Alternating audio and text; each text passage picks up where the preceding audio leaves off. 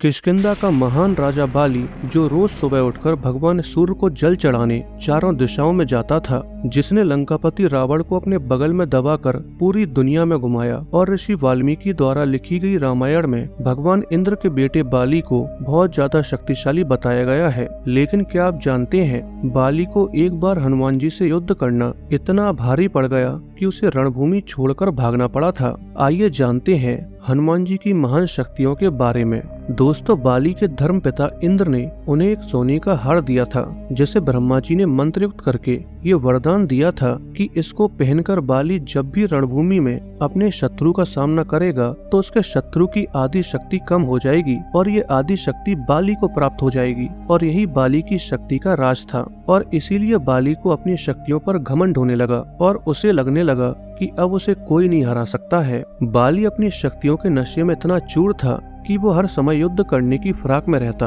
और एक दिन जंगल में हनुमान जी तपस्या कर रहे थे और गलती से बाली भी वहीं पहुंच जाता है और हनुमान जी से युद्ध करने को कहता है। लेकिन तब हनुमान जी उसे कुछ नहीं कहते और अपने प्रभु राम का नाम जपते रहते हैं। लेकिन इसके बाद बाली भगवान राम को अनाप शनाप कहने लगता है, तो इस पर हनुमान जी क्रोधित हो जाते हैं और बाली से दंगल लड़ने के लिए तैयार हो जाते हैं। और अगले दिन हनुमान जी तैयार होकर दंगल के लिए निकले ही थे कि ब्रह्मा जी उनके समक्ष प्रकट होते हैं और वो हनुमान जी को समझाने की कोशिश करते हैं कि वे बाली की चुनौती स्वीकार ना करें। लेकिन हनुमान जी ने कहा कि उसने मेरे प्रभु श्री राम को चुनौती दी है, ऐसे में अब यदि मैं उसकी चुनौती को अस्वीकार कर दूंगा तो दुनिया क्या समझेगी, इसलिए उसे तो सबक सिखाना ही होगा। ये सुनकर ब्रह्मा जी ने कहा, ठीक है, आप दंगल के लिए जाओ, लेकिन अपनी शक्ति का 10वां हिस्सा ही लेकर जाओ और बाकी अपने आराध्य के चरण में समर्पित कर दो। दंगल से लौटकर ये शक्ति फिर हासिल कर लेना। ये सुनकर हनुमान जी मान गए और अपनी कुल शक्ति का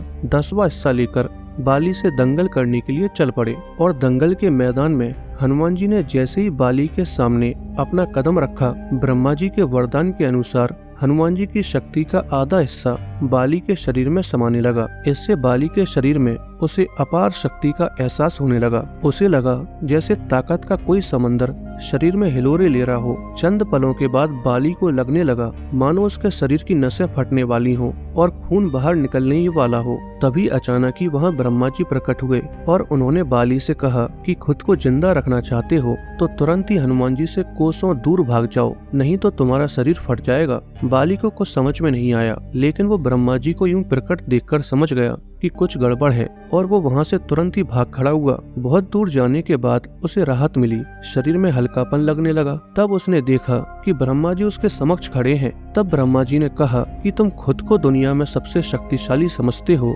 लेकिन तुम्हारा शरीर हनुमान जी की शक्ति का छोटा सा हिस्सा भी नहीं संभाल पा रहा था। तुम्हें मैं बताना चाहता हूँ कि हनुमान जी अपनी शक्ति का 10वां भाग ही लेकर तुमसे लड़ने आए थे। सोचो यदि पूरा भाग लेकर आते तो क्या होता। बाली ये जानकर समझ गया कि मैंने बहुत बड़ी भूल की थी। बाद में बाली ने हनुमान जी को दंडवत प्रणाम किया और बोला, अथाह बल होते हुए भी आप शांत रहते हैं और राम भजन गाते रहते हैं, और एक मैं हूँ जो आपके एक बाल के बराबर भी नहीं हूँ, फिर भी आपको ललकार रहा था। मुझे क्षमा करें हनुमान। दोस्तों, हनुमान जी के सरल स्वभाव से हमें ये भी सीखने को मिलता है कि हमें घमंड नहीं करना चाहिए। कम से कम धन, सत्ता, जवानी और खूबसूरती पर घमंड बिल्कुल भी नहीं करना चाहिए। दोस्तों, अगर वीडियो पसंद आई हो तो जल्दी से वीडियो को लाइक करिए और सनातन धर्म से जुड़ी ऐसी इन्फॉर्मेटिव वीडियो देखने के लिए चैनल को सब्सक्राइब करिए।